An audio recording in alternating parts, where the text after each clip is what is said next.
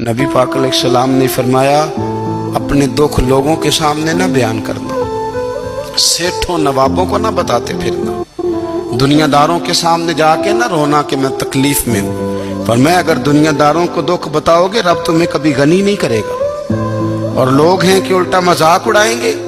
آپ کی جس سے بڑی پکی یاری ہے نا، پکی، وہ تب تک پکی ہے جب تک آپ نے 50,000 مانگا نہیں، اور جس وقت آپ نے کہہ دیا کہ میں مجبور ہوں میری مدد کر، تو پھر ختم ہو گئی دوستی۔